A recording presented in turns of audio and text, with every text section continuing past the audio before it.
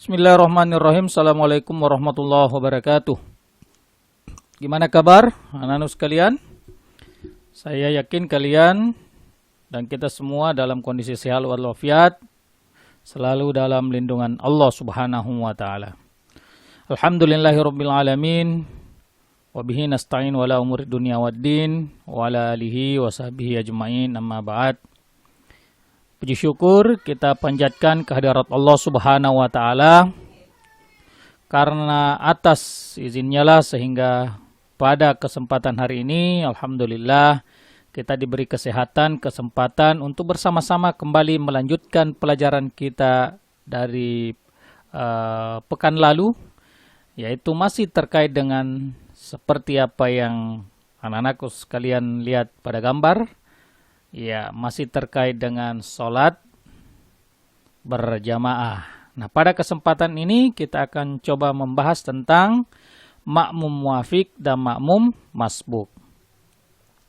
Salawat dan salam tak lupa kita kirimkan kepada Nabi kita, Nabi besar Muhammad Sallallahu Alaihi Wasallam, sebagai contoh dan suri teladan bagi kita semua.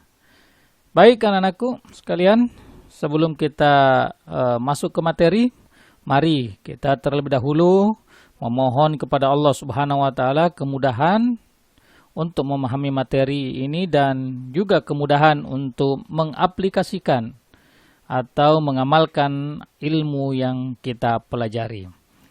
Izinkan Ustadz memandu kalian. Bismillahirrahmanirrahim.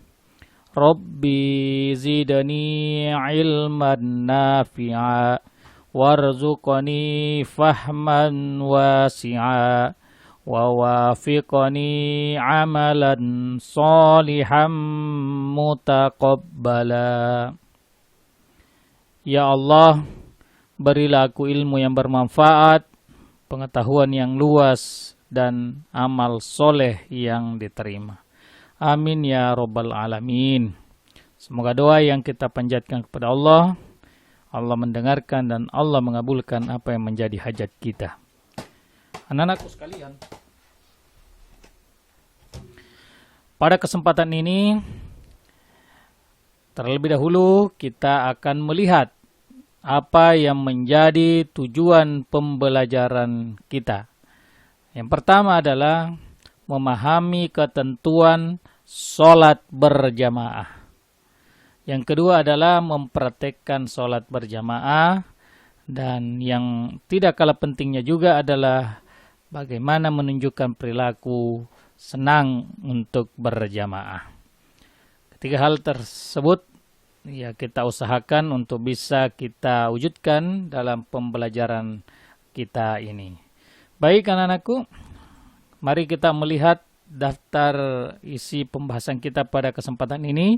Yang pertama adalah pengertian makmum dan macamnya. Yang kedua adalah makmum muafiq. Yang ketiga adalah makmum masbuk. Yang keempat, ilustrasi makmum masbuk. Yang kelima, halangan sholat berjamaah. Dan yang keenam, keutamaan sholat berjamaah. Untuk menghargai waktu, mari kita masuk ke pembahasan kita pada pengertian makmum dan macam-macamnya. Oleh karena itu, mari fokus, konsentrasi supaya bisa dipahami dengan baik dan cepat dan tidak ada yang salah paham. Dan Ustadz harapkan jangan ada yang di skip ya, karena atau dilangkah-langkah dilompat-lompati, karena pembahasan pertama sampai terakhir ini berkaitan satu sama lain. Saya khawatir jangan sampai nanti ada yang kurang dipahami atau salah dipahami, lalu kemudian itu yang dipraktekkan dalam kehidupan sehari-hari. Pertama, mari kita lihat pengertian makmum dan macamnya. Saya yakin anakku sekalian sudah tahu ya apa itu makmum, karena sudah sering mengikuti sholat berjamaah. Dan saya yakin kalian lebih banyak menjadi makmum. Ya, kemungkinan juga ya laki-laki mungkin sudah pernah imam, tetapi imam dengan teman-temannya, belum imam bagi masyarakat umum. Kita lebih banyak menjadi makmum. Jadi saya yakin kalian sudah tahu apa yang dimaksud dengan makmum. Ada yang tahu? Ya, semua pasti tahu. Jadi makmum adalah orang yang mengikuti imam dalam sholat. Jadi orang yang mengikuti imam dalam sholat itulah yang disebut dengan makmum. Yang berdiri di belakang imam itu adalah makmum. Ya, yang berdiri di belakang imam adalah makmum. Yang mengikuti sholatnya imam mulai dari awal sampai akhir itu adalah makmum. Yang berniat melaksanakan sholat bersama imam itu adalah makmum. Nah, kemudian makmum ini terbagi dua. Ada yang disebut dengan makmum muafiq, yaitu makmum yang mengikuti imam mulai dari takbiratul ihram sampai salam. Jadi mulai sejak start sholat sampai terakhir, itulah yang disebut dengan makmum muafiq. Kemudian yang kedua ada yang disebut dengan makmum masbuk, yaitu makmum yang tidak sempat membaca surah Al-Fatihah bersama imam di rakaat pertama. Ya, jadi kalau ada makmum yang terlambat, tidak mengikuti bacaan Fatihah atau baca ruku atau sujud pada rakaat pertama, itulah yang disebut dengan makmum masbuk. Jadi makmum muafiq itu adalah yang mengikuti imam dari awal sampai terakhir. Kalau makmum masbuk itu yang agak terlambat mengikuti imam. Sudah bisa dipahami? Alhamdulillah. Nah, sekarang kita lihat. Perhatikan gambar berikut anak sekalian. Ilustrasi yang pertama. Kita lihat ada yang sholat dan ada yang berdiri di belakang. Jadi yang di belakang ini adalah makmum. Ini imam ibaratnya kita lihat ada bayangan ruku dan sujudnya. Maksudnya adalah imam sudah melakukan sholat lebih awal. Sudah membaca Al-Fatihah. Kemudian tiba-tiba ada makmum yang datang ikut di belakang imam. Ya. Nah, sebelum selesai makmum ini membaca Fatihah, Pak Imam sudah sujud, sudah ruku. Nah, apa yang harus dilakukan oleh makmum? Maka makmum ini pun harus ruku mengikuti imam meskipun bacaan Al-Fatihahnya belum selesai atau belum tuntas. Itu ya, sekalian. Jadi kalau kita terlambat, tidak sempat tuntas baca Al-Fatihah, apalagi surah pendek, sementara imam sudah ruku, maka kita harus ruku bersama imam, mengikuti imam. Nah, kemudian ilustrasi yang kedua sekalian, kalau ada makmum masbuk terlambat datang dan posisi imam sudah ruku, maka makmum ini tidak boleh memulai sholat, mulai takbiratul ihram, baca Fatihah dan seterusnya. Tetapi makmum ini langsung ruku seperti imam ruku. Jadi melakukan apa yang sedang dilakukan oleh imam. Apakah makmum ini tergolong terlambat? Nah, ini makmum ini belum tergolong terlambat karena masih mendapati imam dalam kondisi ruku. Ya, kecuali kalau makmum sudah bangkit dari ruku, i'tidal, kemudian sujud, dia sudah terlambat pada rakaat itu. Ya. Jadi ketika makmum terlambat dan masih mendapati imam ruku, maka dia masih terhitung pada rakaat itu. Kemudian sekalian, ilustrasi yang ketiga, kita lihat ada seorang imam sudah sujud. Sementara ada makmum yang baru datang. Apa yang seharusnya dilakukan oleh makmum yang baru datang ini? Nah, sesuai aturan, maka makmum yang baru datang ini tidak boleh berdiri. Dia takbir dan langsung sujud. Takbir dan langsung sujud, tidak perlu ruku. Ya. Jadi terlambat takbir Allahu Akbar langsung sujud mengikuti imam. Jadi ikuti imam apa yang dilakukan imam pada saat itu kalau kita terlambat.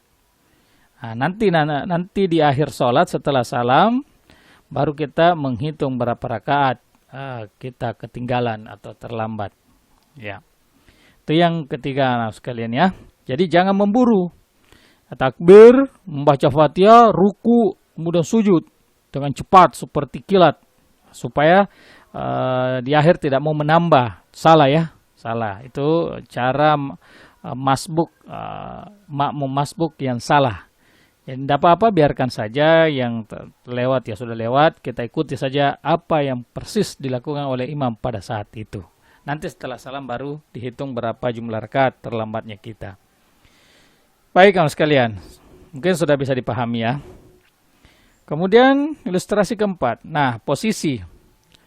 Nah, kita melihat di sini ada dua orang, satu berdiri depan, satu di belakang. Nah, ini posisi yang tepat. Jadi ketika makmum itu sendiri, maka dia harus mengambil posisi hampir berdekatan dengan imam, di samping imam. Tidak boleh di belakang imam, tetapi agak di sampingnya imam. Ya, kalau makmumnya hanya satu orang. Ya, inilah posisi yang tepat. Ya. Nah, kemudian bagaimana kalau tiba-tiba ada makmum baru datang? Nah, baru muncul. Nah, dalam kondisi seperti ini, makmum yang baru muncul ini memberikan isyarat ke makmum yang di depan yang lebih awal, menepuk punggungnya untuk bermaksud meminta untuk mundur. Mundur 2 kali langkah untuk sejajar dengan makmum yang baru datang. Ya, sejajar. Sejajar dengan makmum yang baru datang. Jadi tidak boleh makmum yang baru datang mengambil posisi di samping makmum pertama. Tidak boleh. Jadi harus di belakang imam. Kemudian makmum yang pertama tadi mundur ke belakang untuk sejajar dengan makmum yang baru datang. Bisa dipahami ya sekalian? Baik, terima kasih. Alhamdulillah. Nah, sekarang kita pindah ke hal-hal yang menjadi halangan untuk sholat berjamaah. Ya, jadi sholat berjamaah itu pada prinsipnya adalah harus dilakukan bagi laki-laki. Diusahakan berjamaah, apalagi di masjid. Ya. Nah, apa hal-hal yang bisa membuat orang tidak sholat berjamaah? Yang pertama, hujan yang sangat lebat.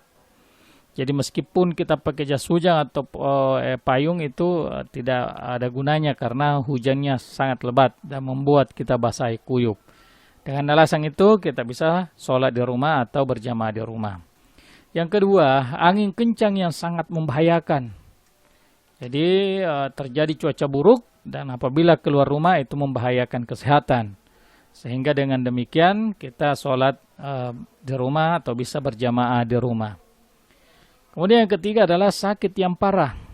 Tidak bisa meninggalkan tempat tidur. Ya, jadi kondisi ini membuat kita harus sholat di rumah atau di tempat tidur. Yang keempat, sangat ingin buang air besar atau air kecil. Ya, misalnya kita berangkat ke masjid, sudah sampai di masjid, tiba-tiba ada keinginan untuk buang air, nah, silahkan selesaikan dulu buang air baru sholat. Ya, tidak apa-apa, tidak jamaah. Daripada sholat berjamaah dipaksakan tetapi menahan ingin buang air besar maupun kecil. Kemudian yang kelima, habis makan makanan yang menyengat baunya. Ya, dalam kondisi ini sebaiknya kita sikat gigi, cuci mulut dulu sebelum berangkat sholat. Karena dikhawatirkan nanti mengeluarkan bau dan itu membuat makmum yang lain terganggu sholatnya. Itulah kira-kira anak sekalian yang menjadi halangan dalam sholat berjamaah. Kemudian, apa saja yang menjadi keutamaan sholat berjamaah? Ya, jadi di awal sudah disebutkan, selain mendapatkan pahala yang banyak, 27 derajat daripada sholat sendiri, kemudian bisa mencegah kita terganggu dari godaan syaitan, yang kadang kala kita jadi lupa berapa jumlah rakaat sholat kita. Ada beberapa keutamaan-keutamaan lainnya.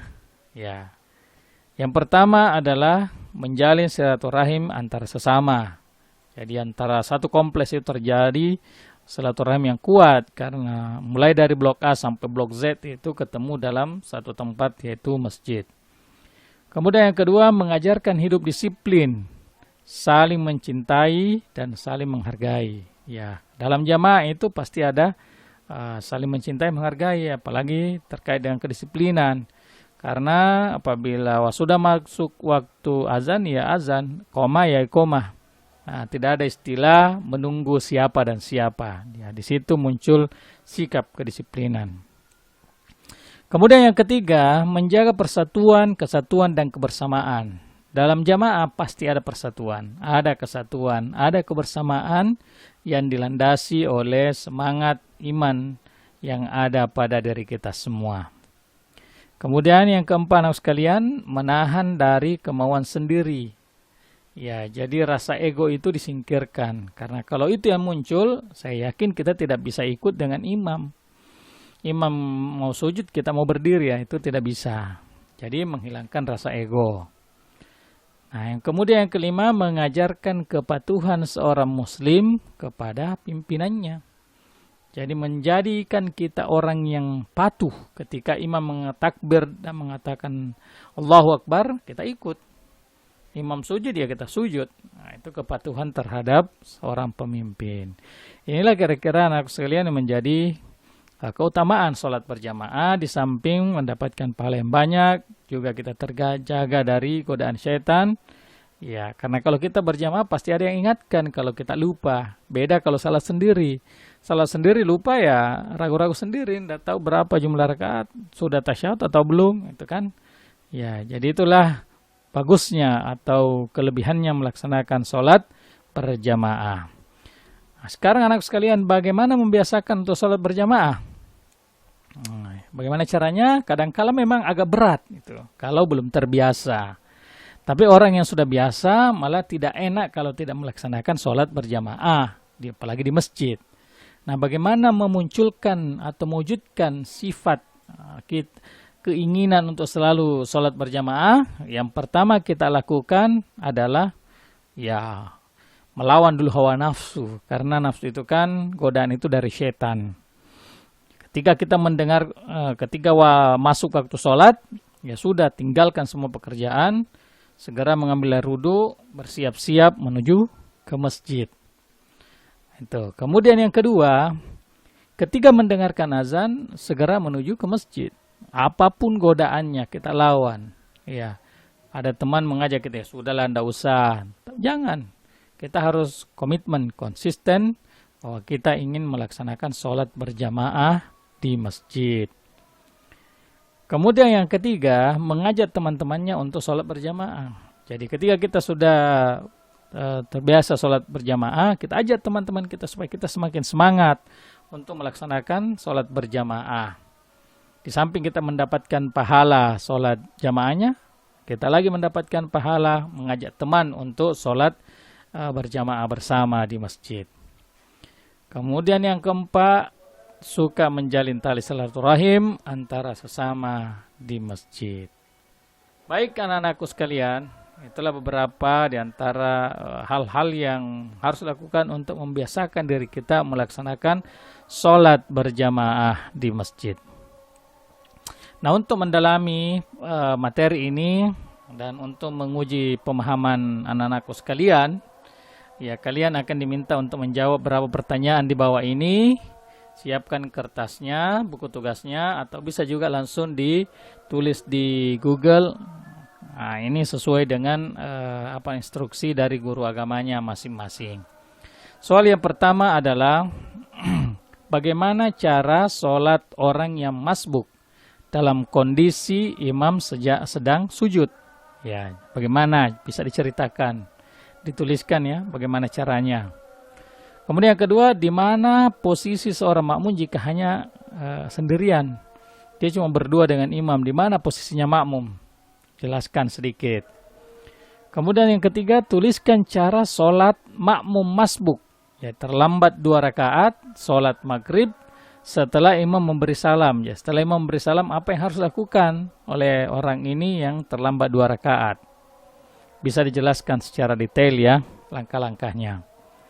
Kemudian yang keempat, tuliskan ciri-ciri perilaku orang yang senang berjamaah. Apa ciri-cirinya orang yang senang berjamaah? Baik anak-anakku sekalian, saya kira Untuk materi sholat berjamaah ini saya cukupkan. Saya yakin masih ada hal-hal yang belum dijelaskan dengan gamblang, dengan detail. Nah, semoga anak-anakku sekalian terpacu, ya, penasaran untuk mendapatkan itu. Silahkan buka kembali buku paketnya atau bisa di search di Google, cari tata cara sholat berjamaah. Insya Allah banyak penjelasan terkait dengan ini. Sekali lagi, Ustadz mengharapkan kalian tetap menjaga kesehatan, semangat selalu, dan setelah selesainya materi ini, silahkan langsung menjawab dan jangan ditunda-tunda waktunya. Karena semakin kita menunda-nunda, semakin menumpuk pekerjaan itu. Demikian anakku sekalian, terima kasih atas perhatiannya. Kurang lebihnya mohon dimaafkan. Akhirul kalam. Wassalamualaikum warahmatullahi wabarakatuh.